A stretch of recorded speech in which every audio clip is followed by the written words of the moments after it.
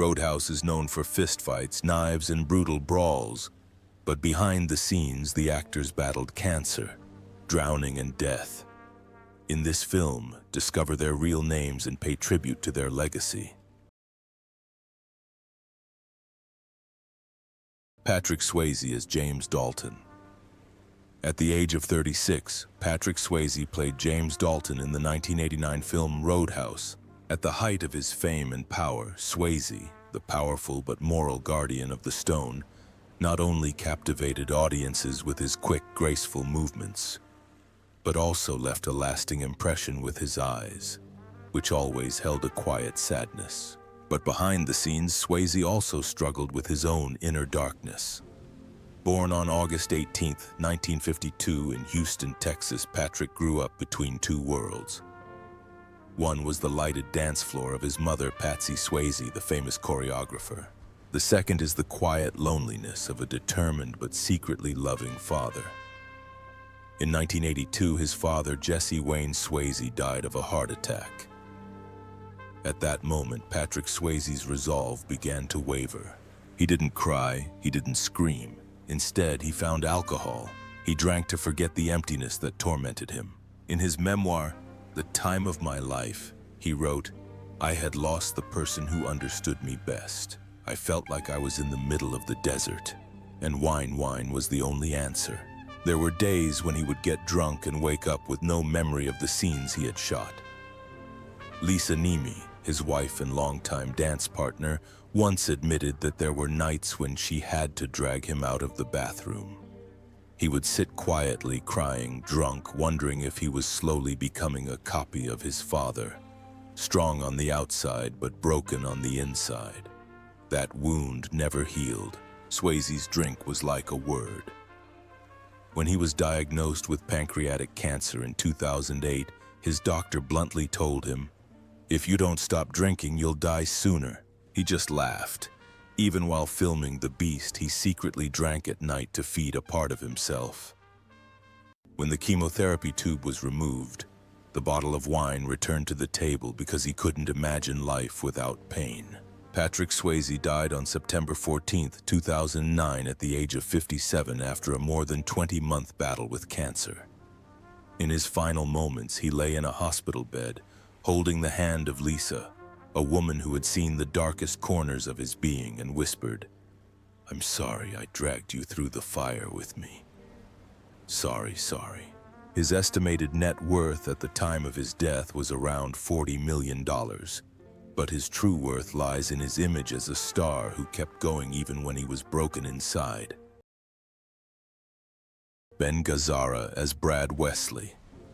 At the age of 58, Ben Gazzara played Brad Wesley in the 1989 movie Roadhouse and became an irresistible villain, a businessman who controlled the entire town of Jasper with kicks, money, and threats.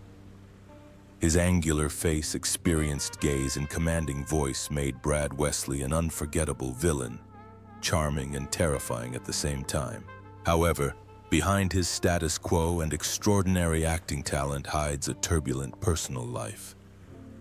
Born on August 28, 1930 in New York, Ben Gazzara, born Biagio Anthony Gazzara, grew up in the narrow streets of Little Italy, possessing a rebellious and artistic spirit from an early age. After rising to fame alongside the legendary John Cassavetes, Gazzara seemed to have it all: talent, fame, and admiration. But his marriages were stormy. He married 3 times, and his marriage to actress Janice Rule ended painfully when he was caught cheating on her.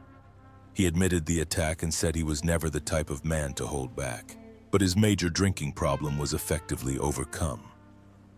On the set, he was known for his reticence and frequent disappearances for no reason, which is why he was kicked out of several big projects. In 2008, tragedy quietly resurfaced. Gazzara was about to die at the last minute, which is a common occurrence among alcoholics and those prone to slurred speech. 4 years later, pancreatic cancer took his life, ending a life that was both epic and whimsical, like a movie. He died on February 3, 2012 at the age of 81, leaving behind a fortune estimated at $20 million and a dark but authentic cinematic legacy. Red West fought by Red Webster. Red West was 53 when he played Red Webster in Roadhouse, a character who represented the honest, hard-working residents of Jasper, a tortured auto repair shop owner who never gave up. This gentle, good-natured character may have seemed like a minor character, but he became a symbol of strength despite Brad Wesley's brutality. In reality, however, Red West had an even more tragic story than the one in the film. Born on March 20th, 1936 in Memphis, Tennessee, West was Elvis Presley's schoolmate, bodyguard, driver, and trusted advisor for over 20 years. The two dressed West in a nightgown at Graceland and were willing to do anything to harm the king of rock and roll. But in 1977, their close relationship was broken. West, along with several other bodyguards, wrote the book Elvis: What Happened, which exposed Elvis's drug use and aggressive behavior. The book caused a media frenzy that enraged Elvis to the point that he cut off all contact with him. They remained silent until Elvis's death. West was then shunned by many of his loyal fans, called a traitor, although his original intention, as he claimed, was to save his friend from imminent death. The pain of losing a friend haunted Red for the rest of his life. Although he devoted himself to acting, writing great music, and achieving success, deep down he was still the man who brought the darkness and unspoken farewell to Presley. Red West passed away on July 18, 20, at the age of 81 from aortic valve disease. His net worth is estimated at around $2 million, primarily from his acting and music career. No Elvis Presley music was played at his funeral, but his wife Pat Boyd reportedly discreetly placed an old photograph in his coffin. Jeff Healey, one of the two men sitting next to each other in the 1960 Cadillac, plays Cody. At around 22 years old, Jeff Healey played Cody in the movie Roadhouse, reviving the tunes of the Double Deuce Bar. In the film, Cody is a blind guitarist with incredible abilities, a character far from reality, as Jeff Healey himself is blind in real life. However, Healey's life was a sad ballad, written with physical pain and unexpected resilience. Born on March 25, 1966 in Toronto, Canada, Healey lost his sight completely at the age of 1 due to rural glioblastoma multiforme, a rare form of childhood eye cancer.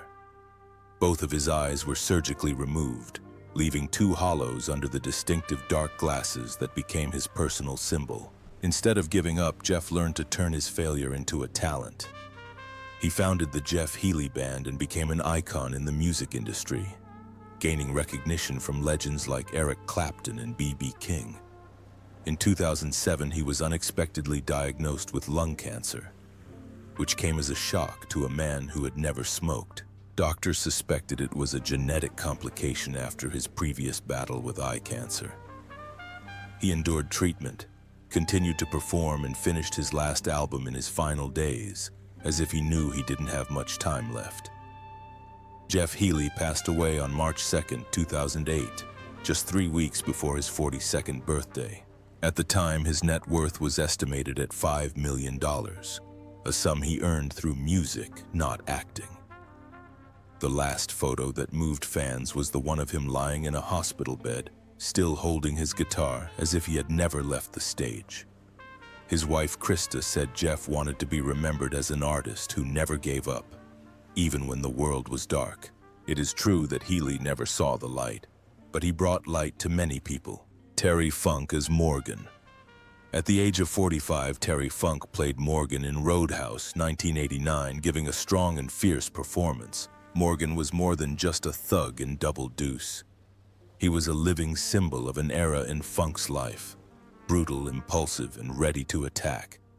Audiences embraced this character not only because of the realism of each punch, but also because Funk didn't have to play him. He was simply himself. Born on June 30th, 1944 in Hammond, Indiana, Terry Funk comes from a fighting family and has never shied away from the spotlight or the dangers of the ring. But the fame of the ring also casts a long shadow.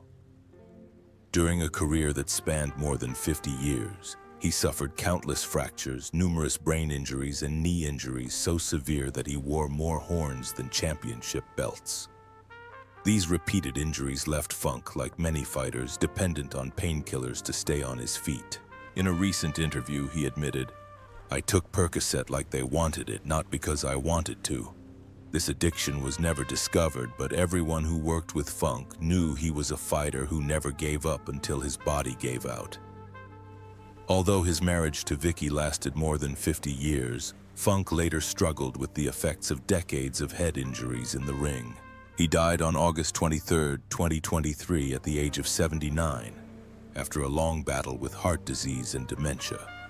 His net worth was only around $1 million, a modest sum for a legend who was once considered the father of hardcore wrestling. Marshall Teague is Jimmy.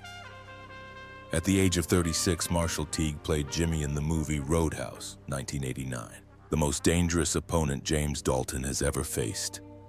With his rough clothes, piercing gaze, and masterful martial arts, Jimmy is more than just a sidekick. He is Jasper's nightmare. The brutal, tense, and intense hand-to-hand fight between Jimmy and Dalton at the lake became one of the most legendary action scenes of the 1980s.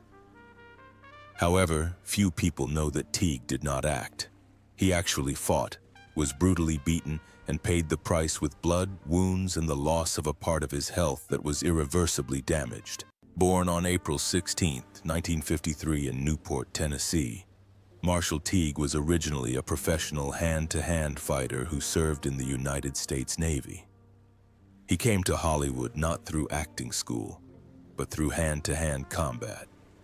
Early in his career, Teague was often cast in roles such as mercenaries, bodyguards, and assassins, roles with little dialogue but a lot of action. He's panting, moaning, but in a recent interview he admitted that during the filming of Roadhouse, a misplaced kick caused a small tear on his kneecap. Many fight scenes went on until he was completely exhausted. "I used to imagine myself as a fighter who says something and then hits it. But the plan is not a fight.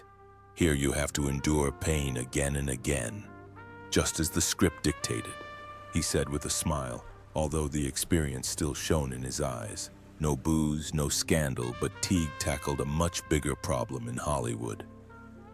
There was no room for older men who could fight. Years later, with his hair graying and his action roles dwindling, Teague taught martial arts, worked as a stunt coordinator, and appeared in supporting roles on such television series as Walker, Texas Ranger, and Nash Bridges. In 2025, at the age of 72, he is still working, attending film conventions and training the next generation of martial artists. His net worth is around $3 million, not a huge sum, but enough to live comfortably. Gary Hudson is stronger than Steve. Gary Hudson was 33 when he played Steve in Roadhouse, 1989. The epitome of disappointment, a sloppy, undisciplined security guard who was fired immediately after Dalton's firing. But it's not his strength or psychological depth that makes Steve memorable. It is the face of a man who believed that this would be the biggest step in his life, and unfortunately it was, just not in the way he expected. This milestone was no great feat, but the sound of her soft breathing pulled him back from the edge. Born March 26, 1956 in Newport News, Virginia, Gary Hudson was one of the promising faces competing for supporting roles in the late 1980s. Tall, handsome, muscular, with eyes big enough to play either protagonist or villain, Hudson entered Hollywood with ambition, but thinking about it alerted him to the industry's eternal gray area. After Roadhouse, things started to pick up, but then something happened. Only those forgotten tours that would appear for a few minutes and then disappear. "I didn't solve any problem, and maybe that's my fault," he once admitted with a bitter smile. Without ever becoming a star, Gary Hudson became a household name. In 2025, at the age of 69, Gary Hudson lived quietly in Canada, rarely appearing in public. His net worth is approximately $1.5 million, accumulated from supporting and uncredited voice roles. There is no memory, there is no going back. When asked about Roadhouse, he just smiles and says, "I thought it was the beginning, but it ended with goodbye." Maybe Gary Hudson carries a different kind of pain inside. The pain of a man who was never allowed to fall because he was never allowed to truly rise again. Roadhouse brought us countless memories, from life lessons to unforgettable characters and the actors who brought them to life. Kimberly Herron, Party Girl. At the age of 32, Kimberly Herron starred in the movie Roadhouse, 1989, leaving an indelible impression as a party girl, a supporting role in chaotic bar scenes characterized by her sensual beauty and seductive charm. Although her appearance was brief, she left a lasting impression with her signature Playboy material. Interestingly, Kimberly appeared on the cover of this prestigious magazine in the early 80s. But behind her glamorous appearance on the screen was a silent struggle. Born on October 2, 1957 in Santa Barbara, California, Kimberly Herron grew up surrounded by the glitz and glamour of Hollywood, but experienced the dark side of fame from an early age. When she began her career as an entertainer as a Playboy model in 1981, she was immediately thrust into the limelight, admired and condemned. Although she never skimped on material things, she was beautiful, but her voice was overlooked. The pressure to maintain a flawless appearance, the isolation of being passed over for leading roles, and the fierce competition in the industry led to her struggling with chronic depression. By the 1990s, Kimberly had practically disappeared from Hollywood. She lived in seclusion, away from the media. Only close friends knew that she discreetly attended group therapy. In 2020, she was diagnosed with breast cancer, a condition she hid until it weakened her and she was unable to treat it. Friends said she refused the operation because she did not want to risk a mastectomy. Kimberly Herron passed away on October 28, 2022 in her hometown of Santa Barbara at the age of 65. Her estimated net worth at the time of her death was around $500,000, with most of her wealth coming from the peak years of her career as a model and film actress. Kelly Lynch as Dr. Elizabeth Clay. At age 30, Kelly Lynch played Dr. Elizabeth Clay on Roadhouse. Her character, a smart, tough, yet compassionate doctor, brought emotional depth and humanity to Dalton's brutal world. With her light blonde hair and eyes that seemed to understand the protagonist's inner pain, Lynch quickly captured the attention of contemporary audiences.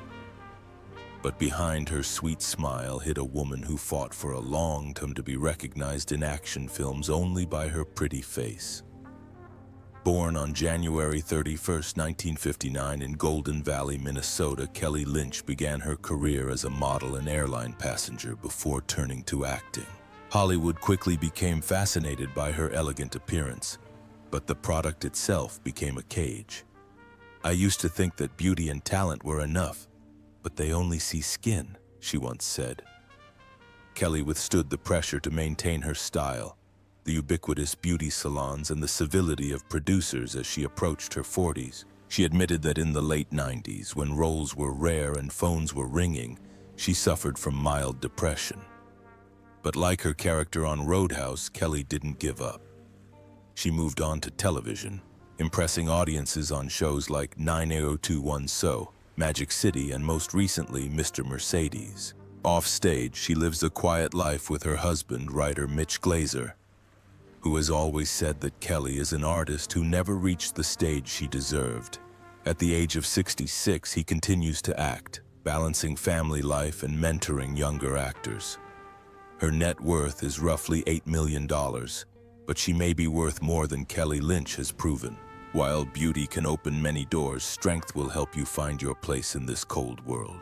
Kevin Teague as Frank Tillman. Kevin Teague was 45 when he played Frank Tillman, the seemingly amiable owner of the Double Deuce bar who bravely stood up to Brad Wesley's oppressive regime in the movie Roadhouse, 1989.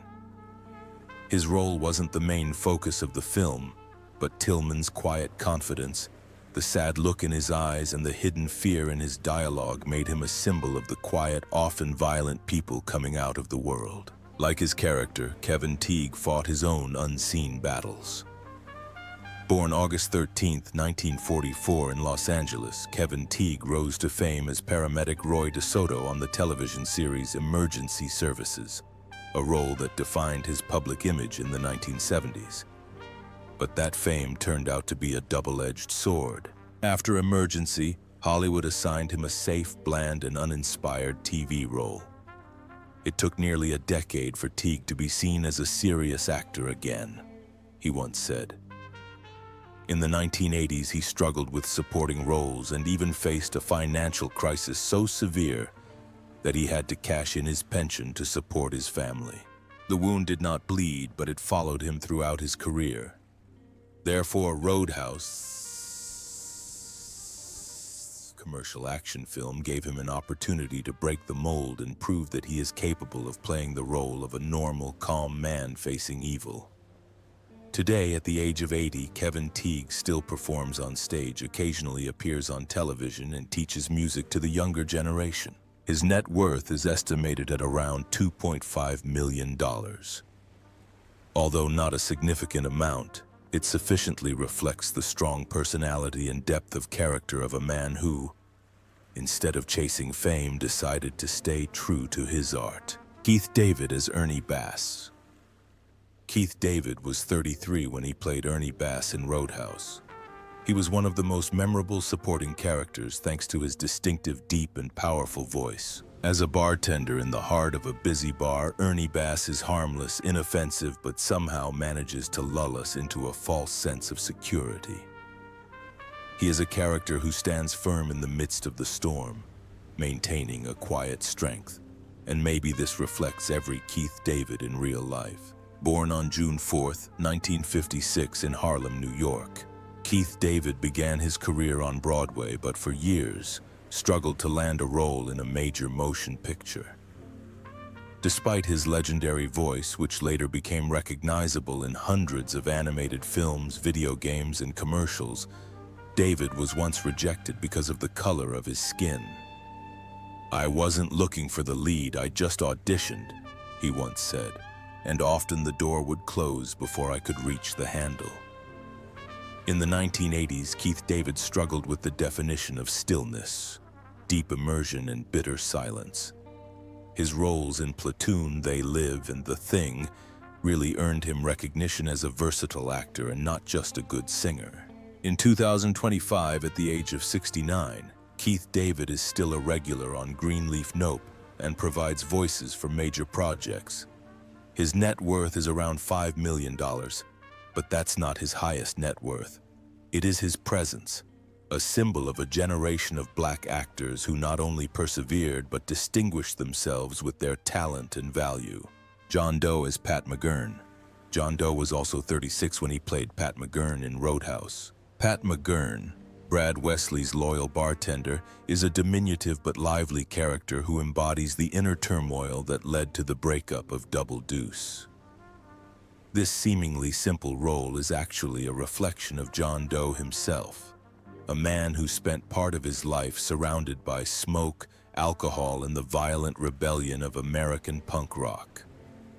Born on February 25, 1953 in Decatur, Illinois, John Doe co-founded the band X, one of the most iconic figures of the Los Angeles punk rock scene of the early 1980s. But fame also brought its dangers.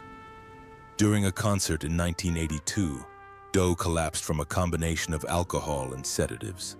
Those years were a dark spiral of endless touring, unbridled sex life, broken relationships, and an addiction that Doe later admitted was about the music she played constantly, which became more soothing the more she listened to it. After a fatal car accident in 1985, he decided to give up drugs, end a long-term relationship, and seek therapy.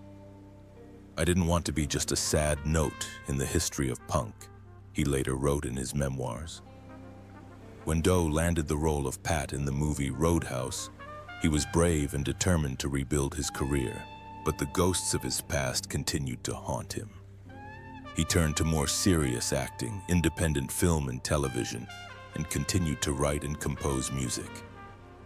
At 72, John Doe still lives in California, actively making music and giving lectures about his post-punk life, recounting the glorious and painful period of rebellion. His net worth is estimated at around $4 million. When asked what helped him survive, John did not mention drugs, money, or gambling. He simply replied, "I learned to listen to myself without letting the noise in my head drown me out."